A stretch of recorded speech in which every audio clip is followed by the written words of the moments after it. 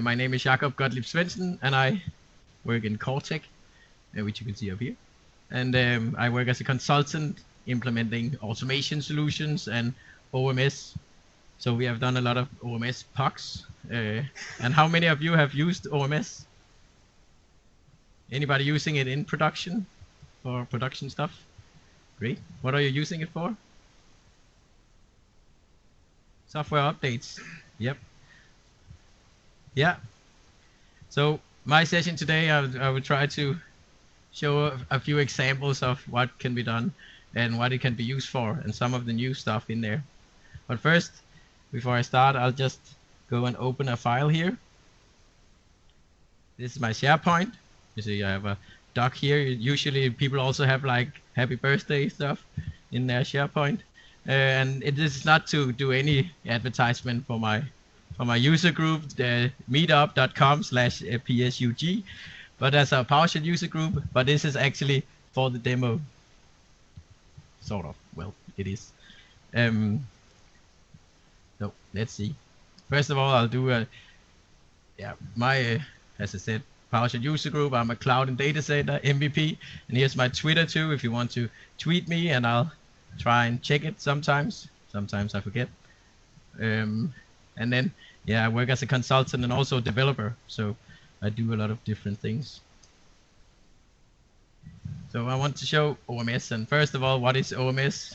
Maybe a little bit about where it's located in your or my business and what we can achieve with OMS. How many of you were here last time we had an OMS session? Sam Erskine was there. Oh, that's not many, so that's good. What is OMS? That's the big question. Some people say it's monitoring solution SCUM in the cloud. Some people say it's replacing SCUM as the monitor solution. And should I actually be scared about that? But no, it's not replacing SCUM. It's not SCUM in the cloud. It's actually an add-on you can use for stuff you can't do in SCUM. You have a lot of different things in here, which I'll show you. Now we have some marketing blah blah here from Microsoft saying that it takes innovative IT management solutions to the cloud, enabling greater control and new capabilities across the hybrid cloud, or your hybrid cloud. Well, sounds pretty big.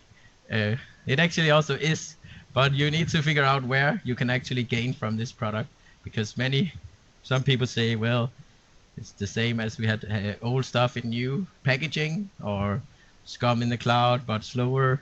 There's so many things people say about this, but there is a lot of nice features which can actually add to a lot of value to your environment. So therefore, SCUM or OMS, nope, that's not the one. We of course have SCUM and OMS instead. So it's kind of like being Rambo, you see, with a lightsaber. So we have both.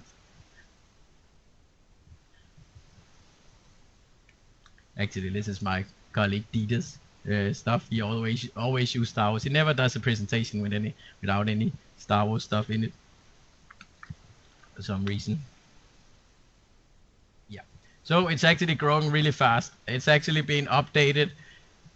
Yeah, you see there's actually 300 experiments a day. So of course not all these experiments go to production, but multiple new changes or small additions are going into OMS every day.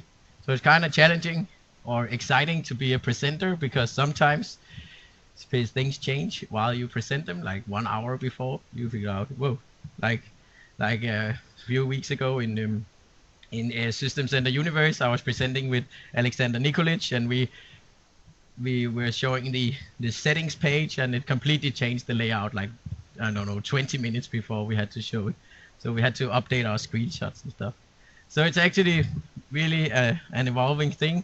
It's not, and some people get scared about that because, well, what about if new things break the old stuff?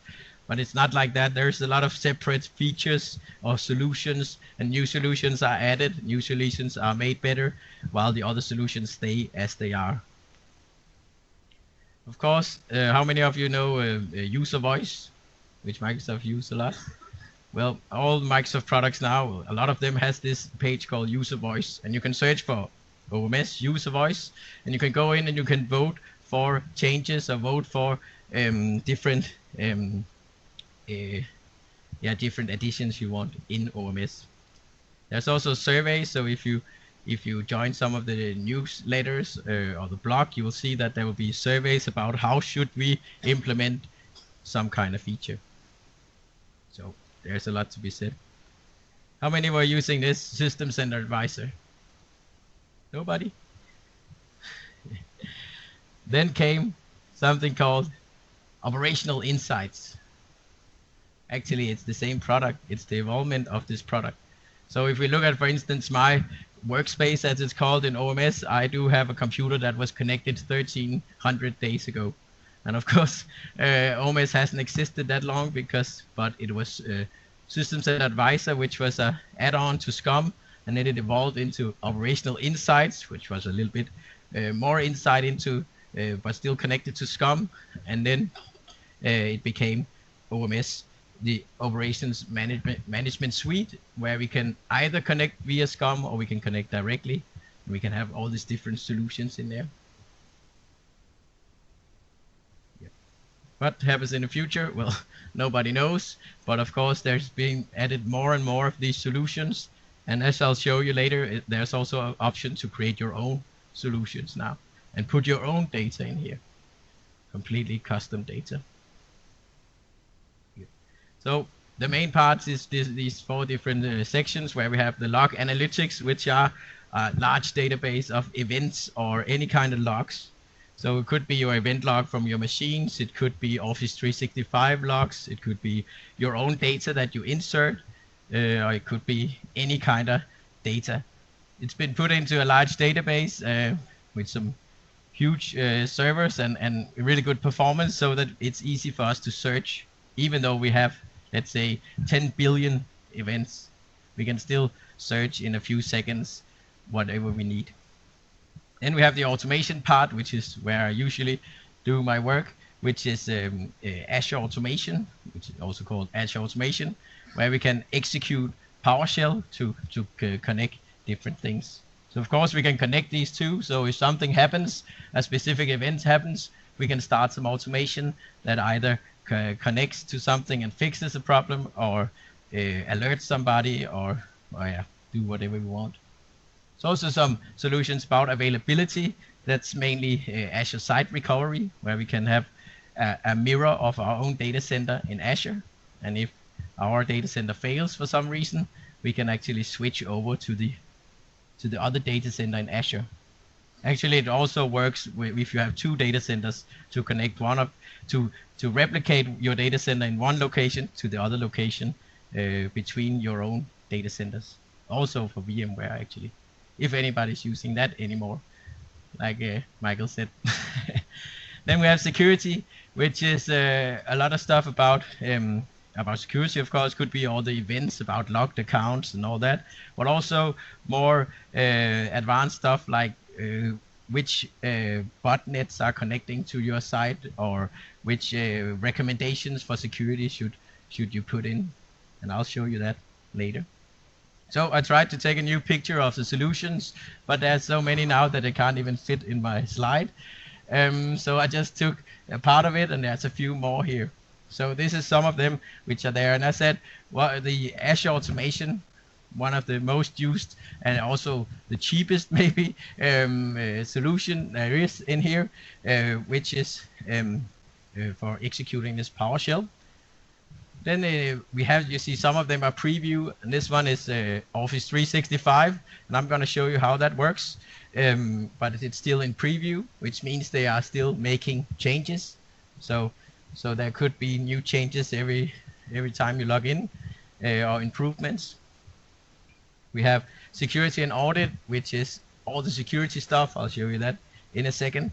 We have, which is also in preview, network performance monitor, which can actually monitor the performance of your network, what is the latency between different things in your network, so you can actually point out if you have some slow connection somewhere.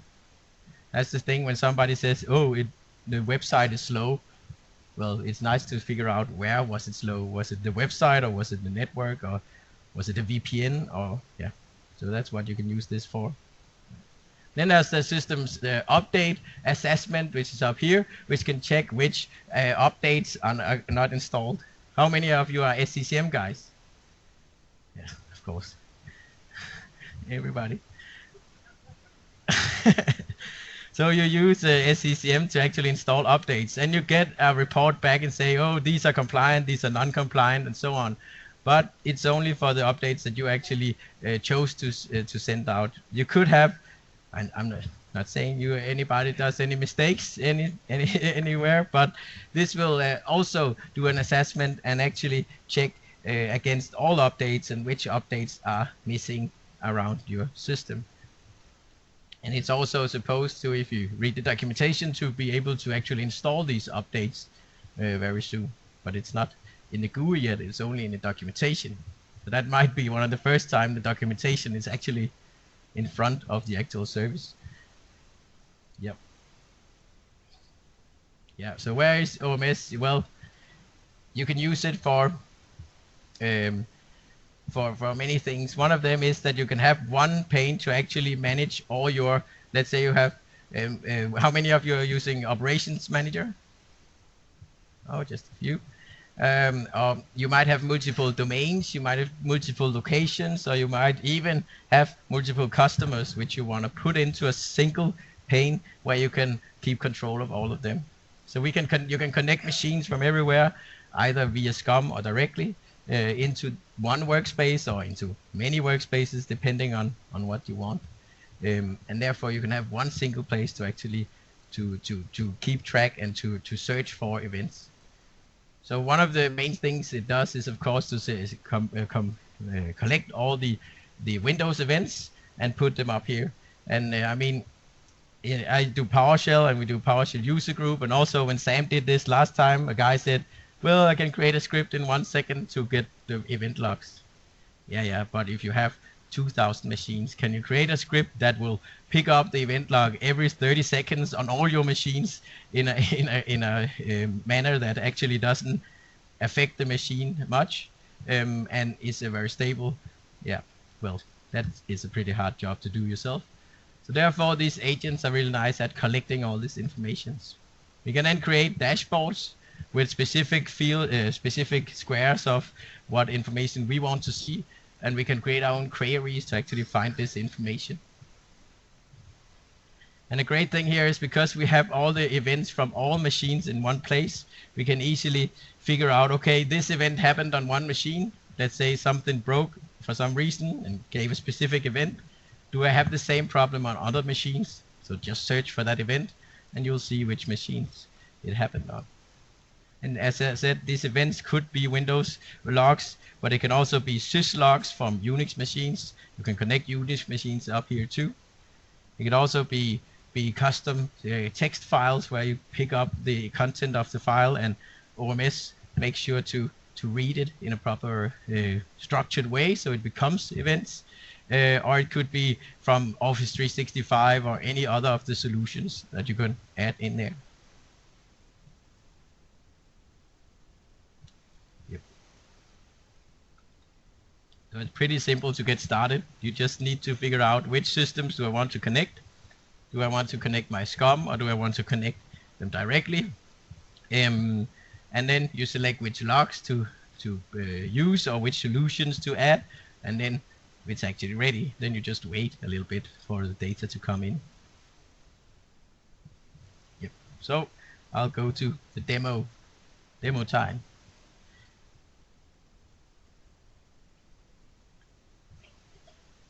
Yep. And I thought I'd put sound on my telephone, but apparently there was some do not disturb.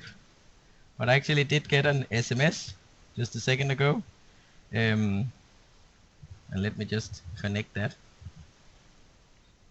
The idea was that it should say sound and you should go, haha, he forgot to turn his phone off. But when there's no sound, well, then there's no joke. Yes. But I have this so you can actually see my phone. I probably Hopefully my mom doesn't write any messages right now. Yep. So it's not really good quality, but you see, I actually got an SMS from a Swedish number, and maybe it's Mikael, I don't know, but no, it's not Mikael. It's actually some system saying, hey, somebody accessed the PowerShell user group document on SharePoint, and it was my account who did it. So how did I do that? Well, this was OMS actually sending me an SMS. OMS cannot send an SMS directly, but from PowerShell you can easily use a website called Twilio to send an SMS. And as I said, this automation stuff in OMS can be triggered whenever something happens. So let's take a look at OMS, and I'll show you this and the stuff here. When you log into OMS, you have this view. Depending on which solutions you put in, you have different squares here, different squares here. As you can see, there's also one called View Designer, where we can create our own squares for this one. So, for instance, if I go to, let's say, Update Assessment, the Update Assessment solution has a specific dashboard here, which shows different information about the updates. And as you can see, in my case over here, that I have 11 machines connected, and 9 of them are up to date, but my configuration manager server is missing 100 security updates. But that's not so nice. So I can actually click in here and see exactly what is missing. Some of the solutions, when you click one of those, has a specific dashboard like this that shows information about that server in this case. But I can also switch to list here, and you can actually see which security updates are missing.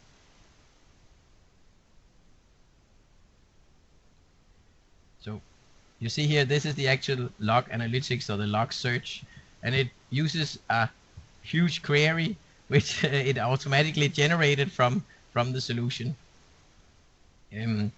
Of course, you can write these your own, and let's go back and see that. So if I go, instead of going to a solution, if I go to log search, I have this, and if I do a star, I'll get all the events in a list. You see, it's pretty quick, and it have, in my case, I only have 1 million results from within the last day, but I can select here to select 7 days, for instance, and I have 9 million results in 7 days. But you see how quick it was. I can change, and I can list 1 million results in a very quick, very quickly. Each of these solutions then make different types of events, and you can see over here that I have different types of events. So for instance, let's see, for instance, security event is from a security solution. I can see I have 4 million security events. The wire data solution is one that actually logs all the different communication on your network. So you will actually have an event for every time some server connects to another server and which port it was actually connecting on and so on. But here I just select, for instance, security event, and you can see it writes the query automatically instead of me having to write it. Now I can look through these and see, okay, let's see. For instance, there's a field called account, which I could filter on. There's a logon type name, or there's a process. So each of these solutions or these event logs, these logs, because it's not just the Windows event log, they have a list of different fields, as you can see. And I can actually filter on any of those. I could write it myself up here, right? For instance, process ID equals something. I'm just writing from the number down there. Or I could, instead of writing it myself here, I could go in and just select something. So let's see, we only want the security events from my domain controller. Apply. In this way I can actually search through this, but not all the fields are actually listed in this GUI, because then the list would be pretty long. So the rest of them are in add here. I could go in and say, okay, add. For instance, you see there's a lot of different types of fields. for instance, event ID. Let's do a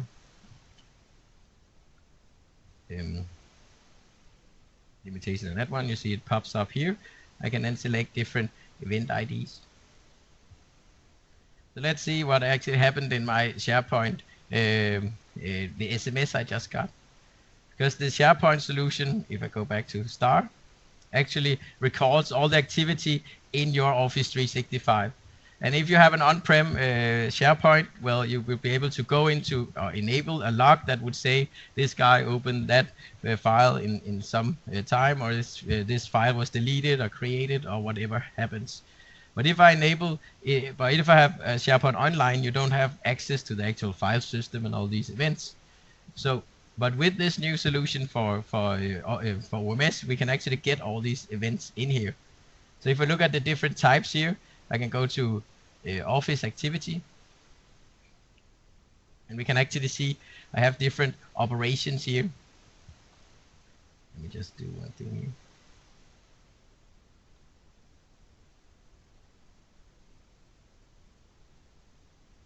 Yep. So you see we have different operations such as updated users, or a file was accessed, which was what I just did, login failed, and so on. So any kind of changes or any kind of actions that happens in Office will be logged here. And depending on, this is a free OMS workspace, because the cheapest one is free, and then I only have like 7 days of data. But if you pay for it instead, you can either choose between having 30 days of data, or if you go premium, you have 1 year of data. So you will actually could be able to go back 1 year and see who accessed the file at a certain time, who was actually reading that file from SharePoint, or who created that file, or who changed the name of that user, or who deleted a user or disabled a user almost a year ago. Yep. So let's have this file accessed. And I go apply. You can then see it has different fields again. Whoops. And one of them is, for instance, the file name here, source file name. There's a type and all these different fields here. So I could, for instance, click on this source file name. Also over here. You see, for instance, the source file name, it then popped up over there. And I can then select which file I want to actually monitor to see who accessed the file called psug.dk. Okay, so one thing we can do here is to actually analyze, and that's why I call log analytics. We can analyze what went wrong, is the problem anywhere else, who connected to which machine when it broke down, all this stuff together can actually be really powerful.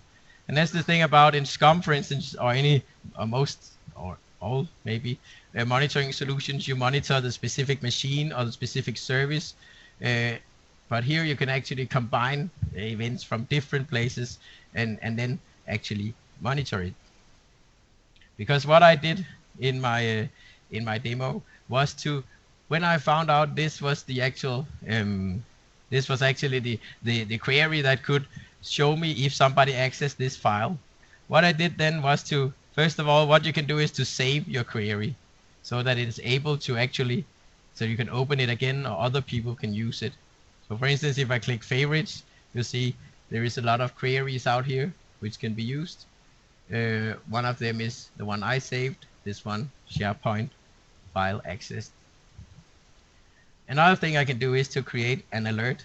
So here actually is similar to a standard monitoring solution, because we can actually generate alerts when something happens. So this is actually a query, and I can create an alert saying, okay, let's call it SharePoint accessed. I can choose the query, which was the one I just made. I can choose how often it's supposed to check. For instance, or let's see, every time it checks, it will check 5 minutes back in time. So I can then choose how often it checks. So let's also check every 5 minutes. And if it has greater than 0 results, this alert should trigger. And what can I then do with the alert? I can then either send an email, which then includes the information about the results. I could start a webhook, which is calling an external system, like you could send it directly into your service now, or you could connect to GitHub or any other system that supports these webhooks. Or I could actually run a runbook in the automation solution, which can then I can then select between my runbooks in my automation account, and I can then select one of these runbooks, and whenever this occurs, it starts that runbook. So that's what I actually did. I created the query, I created an alert, and I created a runbook that can actually read the result, figure out which file was actually read and who did it, and then send an SMS to me.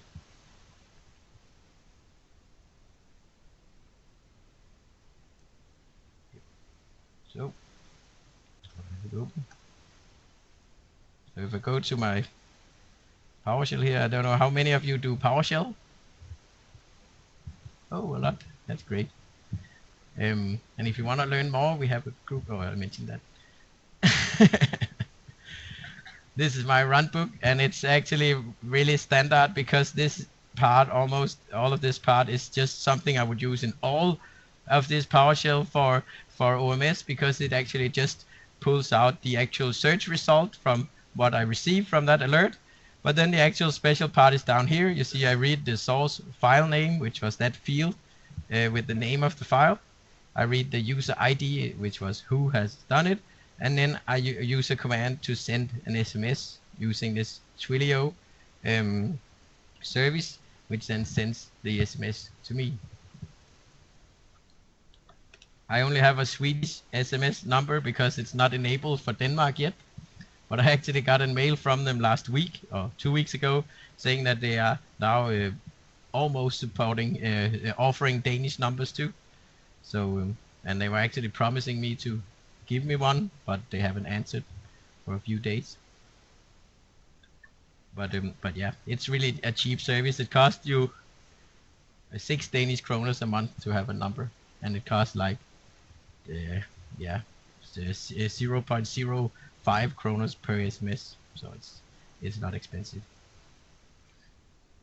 The automation solution, you pay per minute. It actually runs your PowerShell code.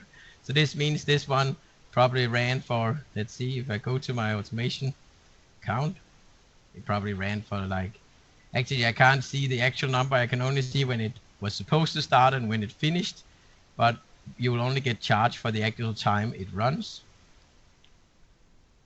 So let's see my runbooks here. There you go. You see it actually started this. Oops. It started in 12:44 and finished 12:44. So unfortunately, they don't put seconds here, so it's less than a minute. I would guess it has probably run for something like 10 seconds or so. And this price of the automation service is per minute, but for 1 krone, krone, you get about 10 hours of runbook.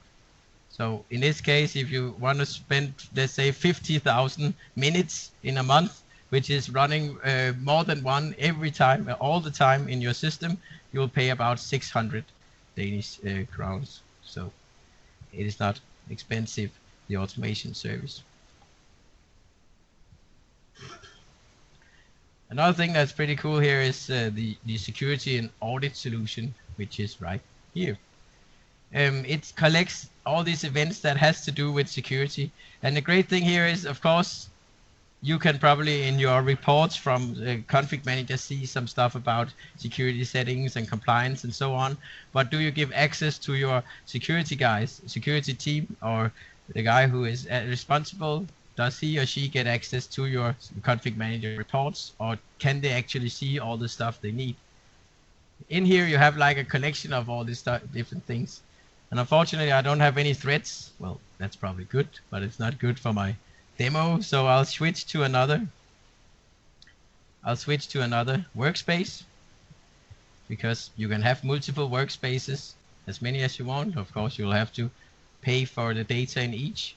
And you can see I have a few of them. One of them is our Cortec production. So let's go to that one instead.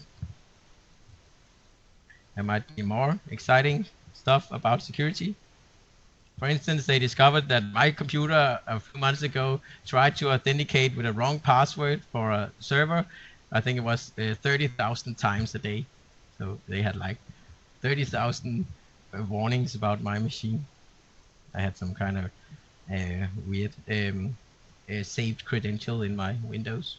But you can see over here, for instance, that part of the security solution actually shows different attacks that has been to our system.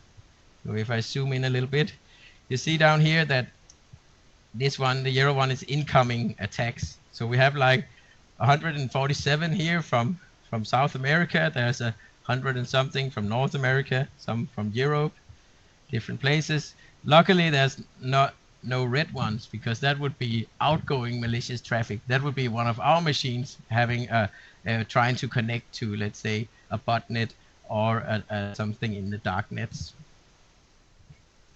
So if I click this here, we can actually see that it was a botnet with a specific IP that tried to connect to us. You can actually zoom in and you can see where they were actually from. Sometimes they come from pretty weird places, like in the middle of the ocean from some tropical island, stuff like that. The thing is that how do we actually know that this IP is a botnet? Do I administer a list myself of what is botnets and what is not? Well, I don't. This is one of the nice things about this being a cloud solution, because Microsoft has the job of actually administering who is a botnet and what is the actual dangerous IPs. Hopefully your own IP won't land in one of those lists, but you probably heard about that thing happened in the email blacklisting and all that stuff. So of course you can then send a request that, hey, I'm not a botnet, I'm not a darknet, but maybe you should check your network first, because you could have some kind of breach. So if we click here, for instance, on the list of how many darknets, so we see that 247 botnets has tried to connect to us. I can click again on that, and we can actually see exactly when it happened, which machine connected to, which protocol or which server. You see protocol here, application service name, for instance. It tries to, of course, to connect to our SMTP on our Exchange server. Try to send an email. It's pretty normal. And you can, of course, go in and search for, let's say, specific machines or specific, for instance, here is the direct access server, which has also been attacked. And you'll actually get information that says, well, where it came from. This host is member of the botnet configure. I don't know what that is, but we can look it up if it was an issue. So in here, you actually get a lot of information, a lot of nice information about your security. Let's see.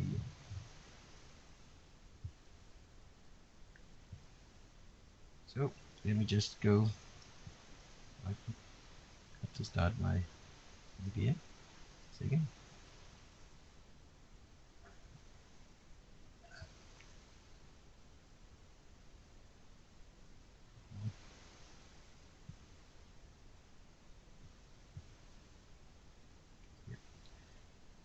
Again, some of the other stuff, like you see where my mouse is, there is the update assessment, where we can actually see again computers missing updates. Well, it's actually part of the other solution, but they share some of the data because it's also part of the actual security overview. We have network security, and one thing that's been added recently in this is this one called baseline assessment. If I go to baseline assessment, security baseline assessment, it actually has discovered which servers has issues which are missing settings according to the security baselines. Has any of you ever used security baselines before? Yeah, so they come from the Center of Internet Security, the CIS. So this is not something Microsoft decides, we think you should do this and that. This is the actual organization called Center of Internet Security that decides which changes do you need in your registry and all that to actually be security compliant according to their recommendations. So if you look at one of those, and as you can see, our production in Cortec is not compliant. But what we can see here is, if we look at one of those events, is that it has collected that, well, we have description, maybe I should show it like this. Description here, we are allowed to log on locally, which they don't suggest is a good idea. We can see which OS it was here. We can see, but what's interesting is that we can see an ID here, which is actually the ID from the recommendation guide from CIS. So we can open that guide and we can read about what is this recommendation actually about. Another thing that's really interesting is that we can actually see here. First of all, let me just find another one. For instance, there's different types of rules. So one of them is registry. If I take one of these registry, it means that I need to set up something in my registry to be compliant. For instance, here I need to set a specific registry value to be something about network security. It has this ID. But you can actually see down here, oh, just a second. You can actually, damn it. There we go. You can actually see down here what setting it actually needs to be set. That needs to be set. So if I want to, I could easily make it start a runbook. I actually also have that demo. I'm not going to execute it though. Make it start a runbook whenever one of these is discovered, and then set that setting on the machine. Could also be that I use my config manager baselines. You can actually using what's called the SCM product. Import all these things to your config manager. We're also going to make some scripts that can create all these rules as baselines, as configuration items in your config manager, and then we can have this automatically deploy these baselines to the machines or whatever we need. So it's really powerful stuff that we can use these results, which are discovered by different means, and then fix the issues. You see, if I search for one of these IDs, you see that I'm not lying. Not today. If the internet works, that's a good thing to have great internet. There we go. It's probably Google's fault. And you see, if I search for this ID, I can actually go in straight to open one of these repos where they describe all these recommendations from this from CIS, from the security baseline guide. So it's pretty cool that you can collect all these different things. We don't have to worry about what is the actual recommendations. How do we collect all this information regarding wire data or security and so on? But we can use this information and we can either automate or we can manually fix these issues. Let's see, go back to my other workspace. That's not so nice, no.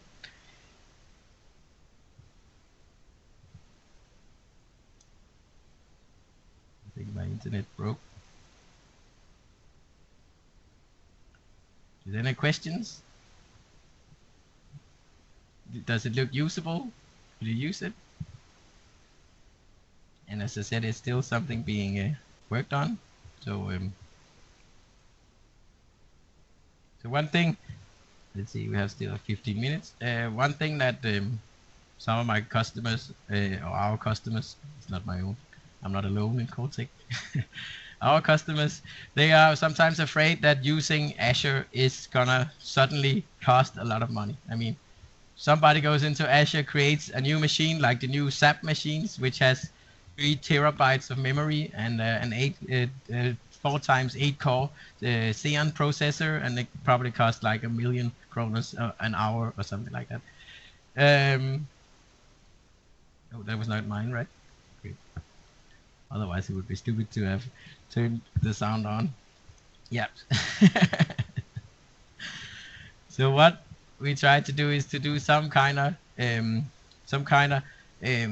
monitoring of the actual usage.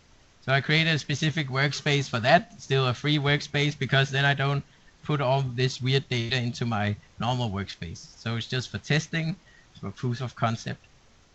So what I have done here is to actually send in my own data. So if we look at my favorites here, we can actually see that let's just do a star first. Oh. This was actually, it's gone public preview yesterday, so it's pretty new. And if I do, for instance, type equals, and then I have actually created my own log in here. I have sent my own data in there, and there's no data from the last day. Let's take from 7 days instead. You see that I actually sent in my own data. This data has come from some PowerShell that I run. I read the stuff from what's called the enterprise portal in Azure, and then I can actually send data in here. I can choose myself which fields to create, and I can choose myself which data to send in. So this means that this enables you to send in any data from any server you have that can send to a standard REST web service.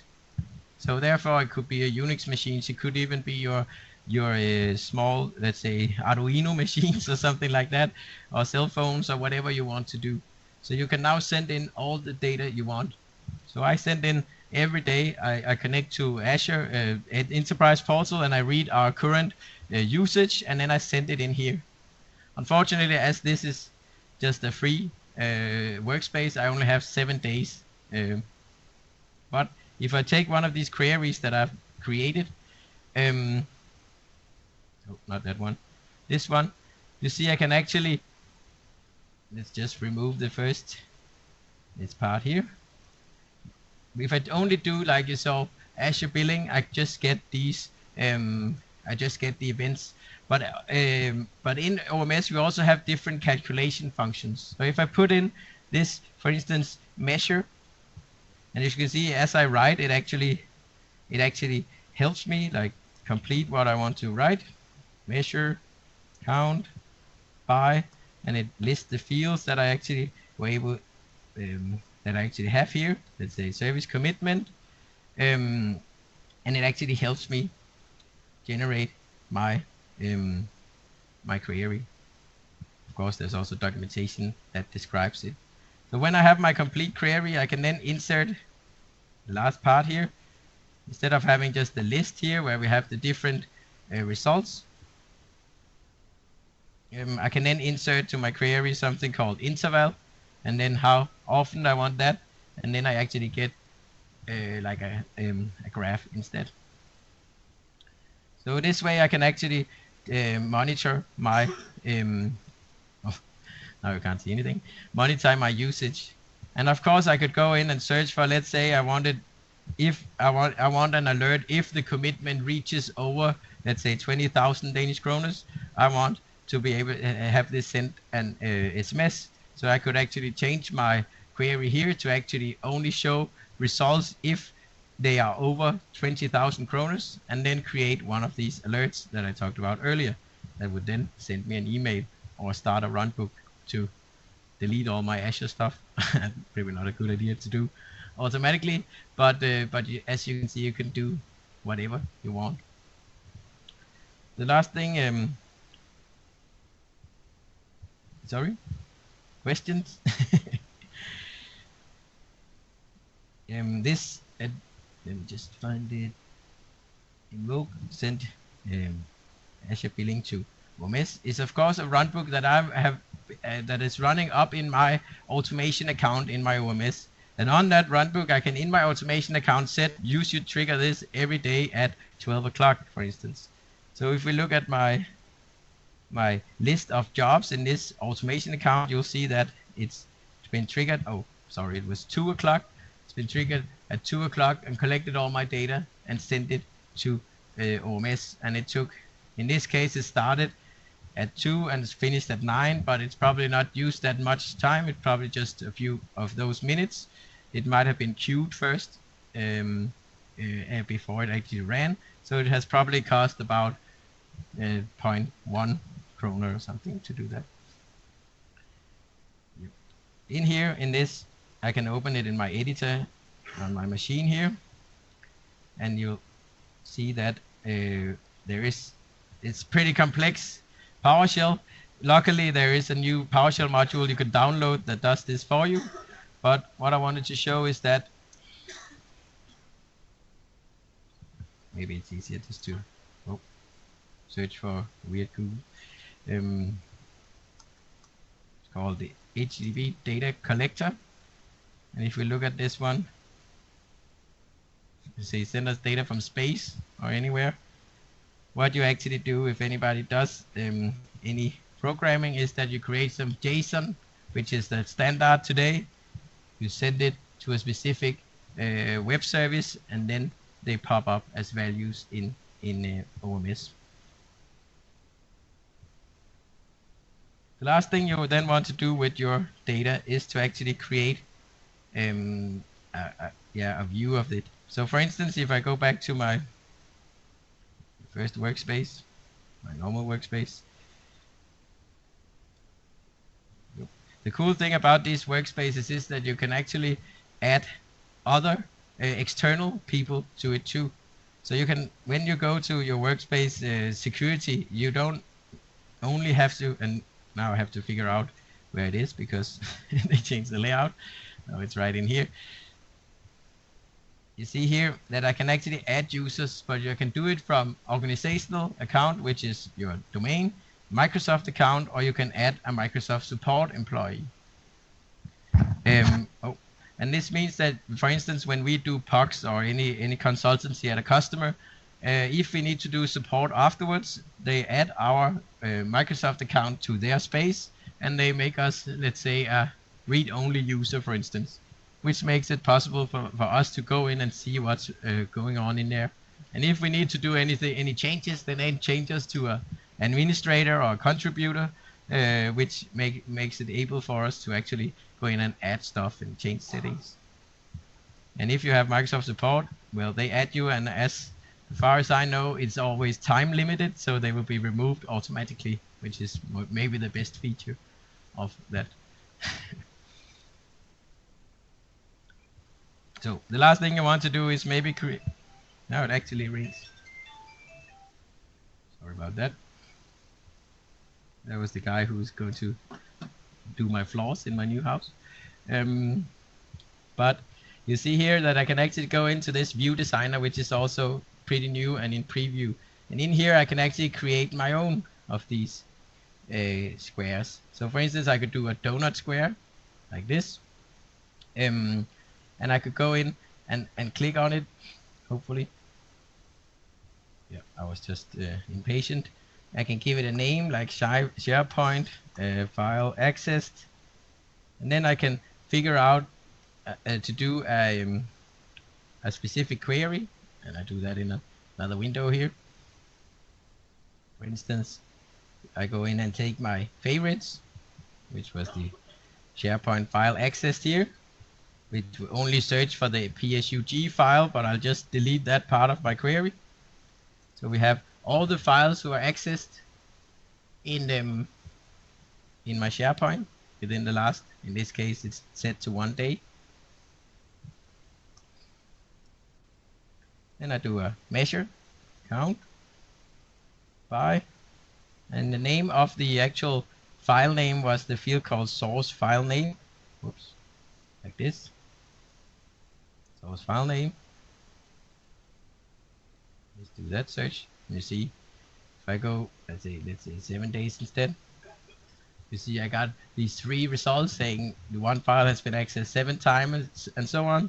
I take that query, which I either got from somebody, stole from a website, or made myself, and I take it into this designer, and I put it into the query here and apply it.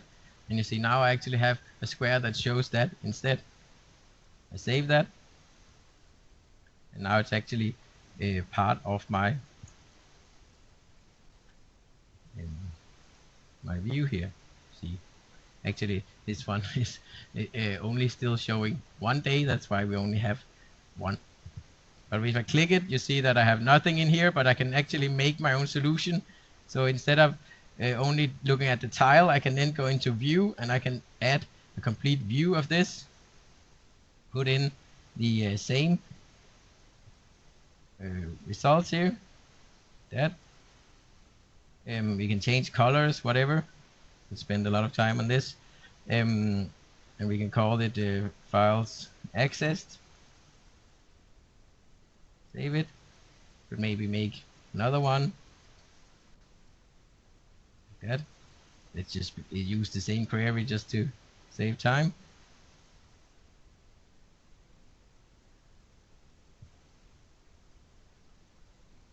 See. Yeah. Whoops.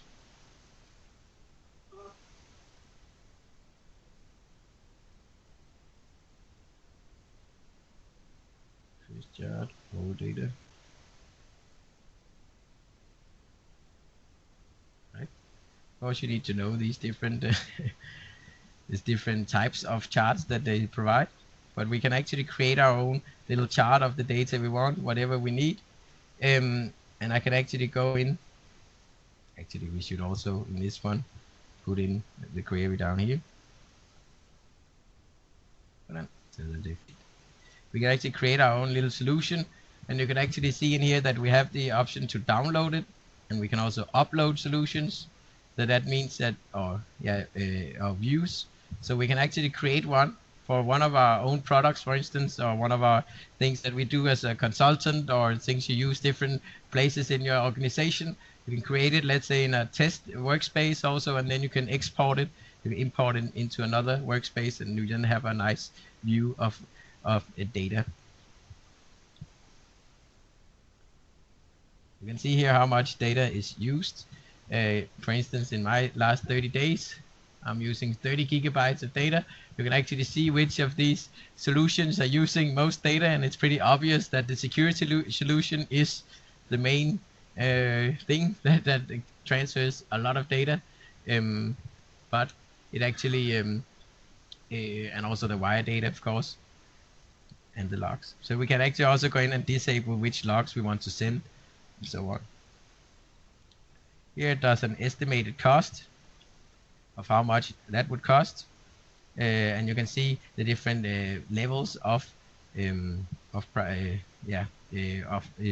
service here. You can have 30 days, or you can have 1 year.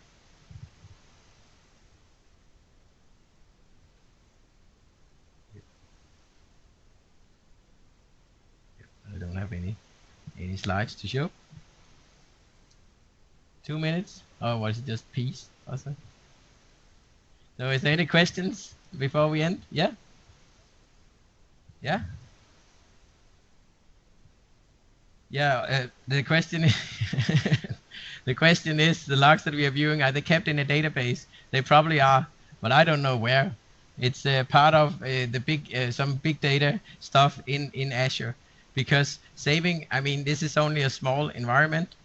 Saving all these files, let's say from, as I showed, the last 7 days I have 9 million results, and I could have much more. We can try the Cortex one. It would be a pretty huge database. You know, it is a pretty huge database, and to save them for a whole year, to have premium 9 million a day for a whole year, and that would be a pretty huge database. And to search in a standard database like a SQL database would be very slow. I mean, to make these kind of advanced queries into a table that had, let's say, 100 billion records, that would take forever. So therefore we actually it's actually impossible to do this on, not impossible, but I would say kind of impossible to do this on-prem, and that's why it is and will continue to be a cloud-only service.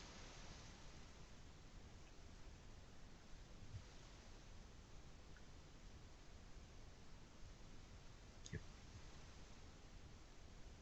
Yeah, and I'll probably have some issue with my Internet Explorer. One thing that was actually added today We can actually see here.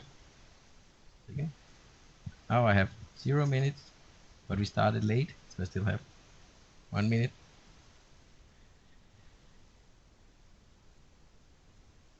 You can see here that this is for the last day. I think we have 6 million records, and they have all been processed within the SLA, and they can show how fast they were processed. So if I send something in there, it will be there in 30 seconds. So what I tried earlier was to go in and lock one of my accounts, because if I get a locked account, the person who actually owns that account or the cell phone for the person who gets the account locked will get an SMS.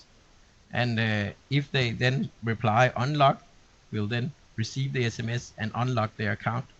We'd use that for a password reset too. And in that case, if I log an account on my domain controller, it takes about 30 seconds before that event is up there. Maybe 1 minute, up to 1 minute. Then it takes up to 5 minutes before my alert triggers, and then the user gets the message, the SMS, usually within maximum of 5 minutes. Yeah. And today we are using 1 terabyte here, but as I said, there is different levels, and if we look at data plane here, you see that we have none, and it's an unlimited. That's because it's a special work space here, but usually if you do it as a free, the free one, you have up to 500 megabytes a day to send up, so you can test it on a few machines. And if you don't enable the security and audit, you can actually have pretty much in there. And then you have up to unlimited with standard, but 30 days, and then you have premium, which is 1 year data retention. So it's a pretty huge database. Yeah. So any other questions? Nope. And yeah. But then I'll just say thank you, and I hope it was useful.